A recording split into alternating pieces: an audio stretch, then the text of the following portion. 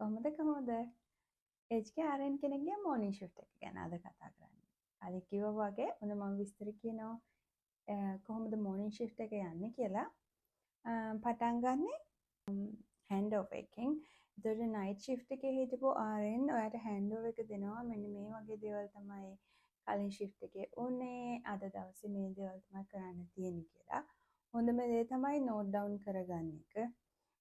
මොනවද කරන්න තියෙන්නේ කියලා. විශේෂයෙන්ම මෙඩිකේෂන් චේන්ජස් තියෙනවා නම් මොකද ගොඩක් වෙලාවට සිස්ටම් එක අප්ඩේට් වෙලා තියෙන්නේ නැති වෙන්න පුළුවන් මෙඩිකේෂන්ස් චේන්ජස් වලට. එතකොට ඔයාට පේපර් එකේ තියෙන chart එක බලලා මෙඩිකේෂන්ස් දෙන්න වෙනවා error එකක් නොවෙන්න. එතකොට හෑන්ඩ් ඕවර් එක දෙනකොට විශේෂයෙන් මොන හරි මෙඩිකේෂන් චේන්ජස් තිබ්බද ඒවා අප්ඩේට් වෙලාද සහ අපිට ස්ටොක් ඇවිල්ලා තියෙනවද කියලා විශේෂයෙන් එයාගෙන් අහලා දැනගන්න ඕනේ. එතකොට නයිට් RN ගෙන් අහන්න පුළුවන් ඔයාට මොනවද විශේෂයෙන් උනේ කියලා නෝට්ස් බලලත් ඔයාට අයිඩියා එකක් ගන්න පුළුවන්. හෑන්ඩ් ඕවර් එකට සාමාන්‍යයෙන් විනාඩි 15ක් 20ක් වගේ යනවා. හෑන්ඩ් ඕවර් එක ඉවර වෙලා ඊට පස්සේ මුලින්ම කරන්න තියෙන්නේ ඩයබටිස් රෙසිඩන්ට්ස්ලගේ මැනේජ්මන්ට් එක. එතකොට එයාලගේ බ්‍රේක්ෆාස්ට් එකට කලින් එයාලගේ ෂුගර් ලෙවල් එක බලන්න ඕනේ සහ ඉන්සියුලින් දෙන්න තියෙනවා නම් ඒ දේවල් දෙන්න ඕනේ. එතකොට ඉන්සියුලින් දෙන්නේ RNලා දෙන්නෙක් චෙක් කරලා තමයි ඕනම ඉන්ජෙක්ෂන් එකක් දෙන්නේ. ඒ වගේම මෙඩිකේෂන්ස් තියෙනවා නම් සමහර මෙඩිකේෂන් තියෙනවා බ්‍රේක්ෆාස්ට් වලට කලින් දෙන සහ ටයිම් සෙන්සිටිව් මෙඩිකේෂන්ස් තියෙනවා ලිවෝඩෝපා වගේ. ඒ වගේ මෙඩිකේෂන් මුලින්ම දීලා පටන් ගන්න පුළුවන්. ඉතින් ඔන්න මෙඩිකේෂන් රවුන්ඩ් එකක් උදෙන්ම යනවා. ඔයාගේ normal මෙඩිකේෂන් රවුන්ඩ් එක නෙමෙයි. හැබැයි time sensitive medication, diabetes medication වගේ ඒවා දෙන්න තියෙන හින්දා. ඉතින් මුලින්ම හෑන්ඩ් ඕවර් එකට කලින් මේ දේවල් කරන අවස්ථාවක් තියෙනවා. හෑන්ඩ් ඕවර් එකට පස්සේ කරන වෙලාවලුත් තියෙනවා. මුලින්ම හෑන්ඩ් ඕවර් එක ගත්තා. ඔන්න ඊළඟට DD චෙක් එක තියෙනවා. ලංකාවේ ගොඩක් දුරට DD චෙක් එක under lock and key medication කියන එක ඒක තියෙන සාමාන්‍ය වෝඩ් එකේ සිස්ටර් කෙනෙක් බාරේ. එතකොට එයා තමයි ඒක ඕපන් කරන්නේ. ගොඩක් මේක රෙකෝඩ් කරනවා අඩුයි. හැබැයි මෙහි එහෙම නෙමෙයි. මෙහි ඇසිඩ් මෙඩිකේෂන් රෙගියුලේටරි ඩ්‍රග්ස් ඒවා සේෆ් එක තියෙන්නේ. එතකොට ඒවා චෙක් කරන්න ඕනේ හැම ෂිෆ්ට් එකකම. එතකොට නයිට් එකේ කරපු RN මොර්නින් RN එක චෙක් කරනවා කීයක් තිබ්බද දැන් කීයක් පාවිච්චි කරාද සහ දැනට කීයක් තියෙනවද කියලා. එතකොට මේ DDs ඔයා බාරයට ආවට පස්සේ ඔයා ඒක බාර දෙනකොටත් ඒ බැලන්ස් එක ඒ විදිහට තියෙන්න ඕනේ. මොකක් හරි වෙනස්කමක් තිබුණොත් ඒක තමයි ඒක ඉන්සිඩන්ට් එකක් විදිහට සැලකනවා. කියන්නේ මේ කියන මෙඩිකේෂන් සාමාන්‍ය මෝෆින් එතකොට තැම්ජෙසික් අපි normally පාවිච්චි කරන පේන් මෙඩිකේෂන් පැලෙක්සියා වගේ ඒවා මේවා මිසින් වෙන්න බෑ.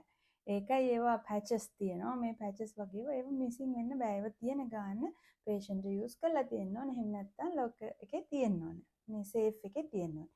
ඒක තමයි මූලික අදහස. මේ බුක්ස් වල රෙකෝඩ් කරන ඒවා තියෙනවා. එතකොට මේ පාවිච්චියට ගන්නකොටත් ඒවා RNලා දෙන්නේ රෙකෝඩ් කරලා තමයි ගන්නෙ. ඉතින් මේ DD චෙක් එක තියෙනවා හෑන්ඩ් ඕවර් එකෙන් පස්සේ. ඊට පස්සේ හෑන්ඩ් ඕවර් එක ඉවර වෙලා DD චෙක් එක කරලා බොහෝ දුරට DD මෙඩිකේෂන් තමන්ගේව ගත්තට පස්සේ ඊළඟට තියෙන මෙඩිකේෂන් රවුන්ඩ් එක. මම කලින් වීඩියෝ එකෙත් මෙඩිකේෂන් රවුන්ඩ් එක ගැන විස්තර ටිකක් කිව්වා. ඔයාට ට්‍රොලි එක තියෙනවා. ඊට පස්සේ ඒකේ මෙඩිකේෂන්ස් තියෙනවා. සමහර ඒවා ලූස් පැක් තියෙනවා. ෆැමිලි වලින් ගෙනත් දීපු වෙබ්ස්ටර් පැක් වල තියෙනවා සහ ගොඩක් දුරට ෆාමසි එකකින් ප්‍රී පැක් කරපු ෂැෂේ විදිහට එනවා. ඒ කියන්නේ මෝර්නින් ගන්න තියෙන මෙඩිකේෂන් ටික එක ෂැෂේ එක තියෙනවා. ඔයාලට තියෙන්නේ සිස්ටම් එකකින් චෙක් කරලා ඒක රෙසිඩන්ට්ට දෙන්න. හැබැයි විශේෂයෙන් මෝර්නින් මෙඩිකේෂන් දෙනකොට ගොඩක් වෙලාවට ඒගොල්ලෝ බ්‍රේක්ෆාස්ට් ගන්නවනේ. බ්‍රේක්ෆාස්ට් එකටත් ඔයාට ඇසිස්ට් කරන්න සහ එයාලගේ ස්වලෝවින් ඇසෙස් කරන්න ඕනේ RN කෙනෙක් විදිහට. එතකොට මෙහි තියෙනවා මේ ඩයට් කැටගරයිස් කරලා තියෙනවා. එක එක්කෙනාට ගිලින්න පුළුවන්ද බැරිද කියන එක මත. එතකොට සමහර අයට සාමාන්‍ය water thin fluid කියලා ගන්නේ. ඒ water ගිලින්න බැරි නම් ඒක සාමාන්‍යයෙන් modify කරනවා thickner දාලා. මෙන්න මේ thickner එකක් දාලා modify කරලා තියෙන කෙනෙකුට සාමාන්‍ය thin water දෙන්න බෑ. ඒක එතකොට ඉන්සිඩන්ට් එකක් වෙනවා. ඔයාට ඒ වගේ දේවල් කරන්න බෑ. මොකද එයාට ඇස්පිරේට් වෙන්න පුළුවන් ඒ වෝට් එක දීලා ඊට පස්සේ ඒක ඩෙත් එකක් වුණත් වෙන්න පුළුවන්. ඉතින් කෙයාරස් ලව සහ රෙසිඩන්ස්ලව මේ වෙලාවේ ඇසෙස් කරන්න ඕනේ ඒගොල්ලෝ හරි ඩයට් එකද මේ රෙසිඩන්ට් දෙන්නේ කියලා. ඒ වගේම ෆ්ලූයිඩ්. එතකොට මෙඩිකේෂනුත් එහෙමයි. සමහර අය ඉන්නවා මෙඩිකේෂන් ක්‍රෂ් මෙඩිකේෂන් එහෙම නැත්නම් හෝල් ටැබ්ලට් එක ගිලින්න පුළුවන් අය ඉන්නවා. ඉතින් මේ දේවල් ඇසෙස් කරලා තමයි ආරෙන් මෙඩිකේෂන් දෙන්නේ. දැන් මෙඩිකේෂන් දෙනකොටත් නෝටිස් කරොත් ඒ කෙනාට ගිලින්න අපහසුතාවයක් මොකක් හරි තියෙනවා කියලා ඊට පස්සේ ඔයාලට සමහරවිට ස්පීච් පැතොලොජිස්ට් කෙනෙක් අරේන්ජ් කරන්න වෙනවා. රිෆරල් එකක් දාන්න වෙනවා. එහෙම නැත්නම් මේ එයාගේ ෆැමිලි එකත් එක්ක කතා කරලා එයාගේ ඩයට් එක ඩවුන්ග්‍රේඩ් කරන්න වෙනවා. මෙයාට ගිලින්න අපහසුයක් තියෙනවා මේ ටැබ්ලට්ස් දෙනකොට. එක්ක එයා කහිනවා, එහෙම නැත්නම් එයා ඒක උගුරේ තියන් ඉන්නවා, ගිලින්නේ නැහැ එහෙම කියලා ඇසෙස්මන්ට් එකක් ගන්න පුළුවන්. ඒ වගේම තමයි මෙඩිකේෂන් අර චෙක් කරන එක සාමාන්‍ය විදිහට නර්ස් කෙනෙක් මෙඩිකේෂන් දෙනකොට චෙක් කරන හැම රයිට් එකක්ම බලලා මේ අදාළ මෙඩිකේෂන් එකද කියලා බලලා හරියට දෙන එක වැදගත් වෙනවා. ඊට පස්සේ ගොඩක් වෙලාවට මෝර්නින් මෙඩිකේෂන් දෙන වෙලාවට බ්‍රෙක්ෆාස්ට් එක ඒගොල්ලෝ ගන්න නිසා ඔයාට ගොඩක් පහසු වෙනවා මෙඩිකේෂන් රවුන්ඩ් එක ඉවර කරන්න. ඒ වගේම තමයි පේපර් chart එකත් බලලා හරි මෙඩිකේෂන් එක දෙන එක වැදගත් වෙනවා. අර මං කියන මෙඩිකේෂන් චේන්ජස් තිබුණොත් ගොඩක් වෙලාවට හෑන්ඩ් ඕවර් එකේදී අහගන්න ඕනි කියලා කියන්නේ ඒකයි. මොකද මෙඩිකේෂන් චේන්ජ් එකක් තිබුණාට ඒක සිස්ටම් එකේ අප්ඩේට් වෙලා නැත්නම් ඔයාලට සමහරට ෂැෂේ එක මැනේජ් කරන්න වෙනවා. එහෙම නැත්නම් ලූස් පැක් වලින් දෙන්න වෙනවා. මේ මෙඩිකේෂන් චේන්ජස් අප්ඩේට් වෙලා තිබුණ නැත්නම්. ඒ වගේම ඔයාලට සමහරට PCA මෙඩිකේෂන් කරන PCA කෙනෙකුත් ඉන්න පුළුවන්. එතකොට එයාවත් එඩියුකේට් කරන්න වෙනවා. මෙන්න මේ චේන්ජස් තියෙනවා. මෙන්න මේ අයට මේ මෙඩිකේෂන් ඩෝසස් වෙනස් වෙලා තියෙනවා. එක්ක මේ මෙඩිකේෂන් එක දැන් නවත්තලා තියෙනවා කියලා ඒගොල්ලන්ට ඇඩ්වයිස් කරන්න වෙන්න පුළුවන්. එතකොට මෙඩිකේෂන් රවුන්ඩ් එක සාමාන්‍යයෙන් ලොකු ෆැසිලිටි එකක් නම් සාමාන්‍යයෙන් පැයක් වගේ වෙන්න පුළුවන්. එතකොට ඔයා 8ට විතර පටන් ගත්තොත් 9:30 වගේ වෙනකොට මෙඩිකේෂන් රවුන්ඩ් එක ඉවර වෙනවා. මේ අතරතුරේ කෝල්ස් එනවා. ඒවත් මැනේජ් කරන්න ඕනේ. ඔයා RN නම් ෆ්ලෝ එක බාර වෙන්න RN නම් ඔයාට කෝල්ස් එනවා හොස්පිටල් වලින්, ෆැමිලිස් වලින්, ડોක්ටර් කෙනෙක්ගෙන් වෙන්න පුළුවන්. මේවටත් ආන්සර්ස් දෙන්න ඕනේ. ඒ වගේම මේ අතරතුර ඔයා රෙසිඩන්ස් ලව චෙක් කරනවා. දැන් අපි කියමුකෝ උදේම හෑන්ඩ් ඕවර් එකෙන් පස්සේ ඔයා හැම රෙසිඩන්ට් කෙනෙක්ව ගිහින් බලනවනේ. මොකක් හරි ප්‍රශ්නයක් තියෙනවද එහෙම කියලා. මේ මෙඩිකේෂන් රවුන්ඩ් එක වෙලාවට ඔයාලට ඒගොල්ලන්ගේ විස්තර දැනගන්න පුළුවන්. මොකක් හරි ඉෂුව එකක් තියෙනවද? එයාලගේ ඩේ ටු ඩේ ලයිෆ් එකට බලපාන විදිහ කාමරේ මොකක් හරි ගැටලුවක් තියෙනවද? වෝටර් ප්‍රශ්න තියෙන්න පුළුවන්. ටැප් වල එතකොට එයාලගේ පේන් එක ඇසෙස් කරන්න පුළුවන්. මේ වගේ අර එකවර ඔයා මෙඩිකේෂන් රවුන්ඩ් එක කරනකොට රෙසිඩන්ස්ලා ඇසෙස් කරලා එයාලගේ ප්‍රශ්න තියෙනවා නම් ඒව නෝට් ඩවුන් කරගෙන ඒවට සොලියුෂන්ස් දෙන්නත් RN කෙනෙකුට සිද්ධ වෙනවා. කෙයාර් ස්ටාෆ් එකේ මොන හරි ඉෂුස් තිබ්බොත් එයාලත් ඒව ඇවිල්ලා ඔයාට කියනවා. ඔයාට ඒවටත් සොලියුෂන්ස් දෙන්න වෙනවා. කාලයක් සාමාන්‍යයෙන් වැඩ කරනකොට මේ ප්‍රොසෙස් එක තේරෙනවා. ඊට පස්සේ ඉතින් ලේසි. නමුත් ඕක තමයි උදේම ටිකක් බිසි ගතියක් තියෙනවා. මොකද කවුරු හරි කෙනෙක් රෙසිඩන්ට් කෙනෙක් වැටුණොත් එහෙම නැත්නම් මොකක් හරි මෙඩිකේෂන් ඉන්සිඩන්ට් එකක් වුණොත් ගොඩක් ඩොකියුමන්ට්ස් තියෙනවා එයාට කරන්න. ඒ වගේම කන්ටැක්ට් කරගන්න ලයිඩ් හෙල්ත් අනිත් ප්‍රොෆෙෂනල්ස්ලා ඉන්නවා. ඉතින් එහෙම වුණාම අර උදේ වරුවේ තියෙන රූටින් එකටම ඔයාට යන්න බෑ. සමහර වෙලාවට ඒක බිසි වෙන අවස්ථාවල් තියෙන්න පුළුවන්. ඉතින් ඔන්න මෙඩිකේෂන් රවුන්ඩ් එක සාමාන්‍යයෙන් අර කිව්වා වගේ හොඳ විදිහට පැයක් වගේ යනකොට ඉවර වුණොත් ඊළඟට ඔයාට පුළුවන් ඔයාගේ වෝන් ඩ්‍රෙසින් රවුන්ඩ් එක පටන් ගන්න. මේ වෝන් මැනේජ්මන්ට් කියන එකත් හරි වැදගත්. ඒජ් කෙයාර් වල ගොඩක් දුරට ෆෝල් එකක් වුණොත් එයාලගේ ස්කින් ටෙස්ට් තියෙන්න පුළුවන්. ඒ වගේම සාමාන්‍යයෙන් ඔළුව වැදිලා සහ බෲසස් ඇවිල්ලා තියෙන්න පුළුවන්. ගොඩක් වෙලාවට සෙන්සිටිව් නේ වයසක අයගේ ස්කින් එක. එයාලා හරි ෆ්‍රැජයිල් නේ. ඕන දෙයක් වෙන්න පුළුවන්. බොහොම සුළු දෙයකින් එයාලගේ බෲසස් එන්න පුළුවන්. ඉතින් මේව ඇසෙස් කරලා ඒවට මැනේජ්මන්ට් කරන එක. ඒ වගේම තමයි වයසට යනකොට ප්‍රෙෂර් ඉන්ජරිස් එන්න තියෙන chance එක වැඩි.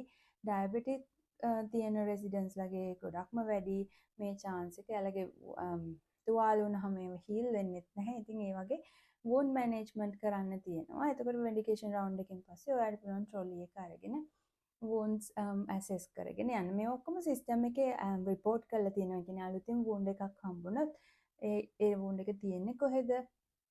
කොච්චර කාලෙක ෆ්‍රීකවන්සි එක මොකද්ද? මේ ඩ්‍රෙසින් එක චේන්ජ් කරන ඒ වගේම දාලා තියෙන ඩ්‍රෙසින් එක මොකක්ද වගේ දේවල් ඔක්කොම රෙකෝඩ් කරලා තියෙනවා. ඉතින් ඔයාලට තියෙන්නේ ඒවා මාක් කරගෙන අදාළ රෙසිඩන්ට් ගාවට ගිහිල්ලා ඒගොල්ලන්ගේ කන්සෙන්ට් එක අරගෙන ඩ්‍රෙසින් එක චේන්ජ් කරනවා නම් එහෙම කරන්න. එතකොට වුන් ඩ්‍රෙසින් රවුන්ඩ් එක යනකොට විශේෂයෙන් RN කෙනෙක් දැනගන්න ඕනේ ඇසෙස් කරන්න ඒකේ චේන්ජස් තියෙනවා නම් මොනවා හරි මොනවාද ඉන්ටර්වෙන්ෂන්ස් ගන්න කියලා. අපි හිතමු මේ වුන්ඩ් එකක් ඒක ඇසෙස් කරනකොට ඒකේ ඔයාලට තේරෙනවා නම් ඉන්ෆෙක්ට් වෙලා මේක රෙඩ්නස් එකක් තියෙනවා, පේන් එක වැඩි, පස් වගේ තියෙනවා පේනවා නම් ඔයා වුන් සොබ් එකක් යවන්න ඕනේ පැතොලොජි සෙක්ෂන් එකට මේ චෙක් කරගන්න මේක ඉන්ෆෙක්ට් වෙලාද කියලා.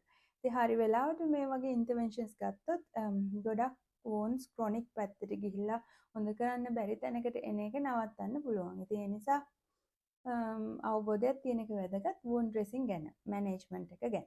ඉතින් වුන් ඩ්‍රෙසින් රවුන්ඩ් එකටත් තියෙන වෝන්ස් වල විදිහ අනුව ගත වෙන කාලය හිතාගන්න අමාරු වෙන්න පුළුවන්. සමහර බෑඩ් ක්‍රොනික් වුන්ස් තියෙන්න පුළුවන්.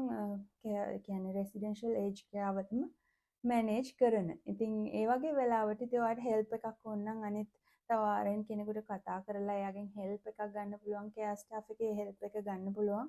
ඩ්‍රෙසින් කරනකොට ඉතින් හොඳ අයිඩියා එකක් ඔයාලට තියෙනවා නම් මොන ඩ්‍රෙසින් එකද මම යූස් කරන්නේ සහ ඔයාට මැනේජ් කරගන්න පුළුවන් නම් ඔයා වෙලාවත් එක්ක මොන වගේද මම යූස් කරන්නේ සහ අදාළ අවශ්‍ය කරන ඔක්කොම දේවල් අරගෙන ඩ්‍රෙසින් එකට ගියොත් ඔයාට මේක ටයිම් මැනේජ් කරගෙන හරියට කරගන්න පුළුවන්. ඉතින් වුන් ඩ්‍රෙසින් ගැනත් අපි වැඩිපුර කතා කරමු. බට් මම අද කියන්නේ කොහොමද මෝර්නින් ෂිෆ්ට් එක යන්නේ කියලානේ. එතකොට ඔන්න වුන් ඩ්‍රෙසින් රවුන්ඩ් එක ඔය අතරතුරේට ඉතින් ඒ අතරතුරේට එන ඉන්සිඩන්ට්ස් ඒ වගේවත් මැනේජ් කරන්න වෙනවා.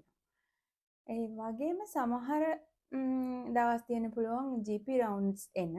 ඒ වගේ දවසට තව ටිකක් බිසි වැඩි. මොකද GPත් එක්ක ප්‍රශ්න අපිට ලිස්ට් එකක් තියෙනවා GP ලිස්ට් එක කියලා. එතකොට මේකේ ලියලා තිනවා අද දවසේ මොනවද GP ගෙන් අහන්න ඕනේ, යාගෙන් අප්ඩේට්ස් ගන්න ඕනේ කියලා. සාමාන්‍යයෙන් GP එන දවසට හැම රෙසිඩන්ට්ස් වලම ගිහින් බලන්නේ නැහැ. අදාළ මොකක් හරි ප්‍රශ්නයක් තියෙන එක්කනේ අපි දුන්න මෙයාගේ මෙඩිකේෂන් එක වෙනස් කරන්න තියෙනවා කියලා. එයාව ඇසෙස් කරලා ඊට පස්සේ GP එකට අදාළ ඉන්ස්ට්‍රක්ෂන්ස් දෙනවා. ඒ වගේ අදාළ GP රවුන්ඩ් එකට හෙල්ප් කරන්නත් තියෙන්න පුළුවන් සමහර දවස් සති සමහර දවස්වලට. ඉතින් ඒ දවසට ගොඩක් දුරට මෝර්නින් එකේ වැඩ ටික ඉක්මනට ඉවර කරලා තිබ්බොත් ඔයාලට GP රවුන්ඩ් එකෙන් පස්සේ මෙඩිකේෂන් චේන්ජස් තියෙන ඒවා ෆාමසි එකට යවන්න. ඒ වගේම ෆැමිලිස් කන්ටැක්ට් කරගෙන මෙන්න මේ වගේ අප්ඩේට් එකක් තමයි GP රවුන්ඩ් එකෙන් පස්සේ තියෙන්නේ කියලා විස්තර කියන්න එහෙම වෙලාව ඉතුරු වෙනවා. මොකද ඔයා ගොඩක් ඔයාගේ ෂිෆ්ට් එක ඇතුලේ වෙච්ච හැමදේම ඩොකියුමන්ට් කරන්න ඕනේනේ. ඉතින් මේකටත් වෙලාව මදි වෙන්න පුළුවන් ඔයා හරියට ටයිම් එක මැනේජ් කරගත්තේ නැත්නම්.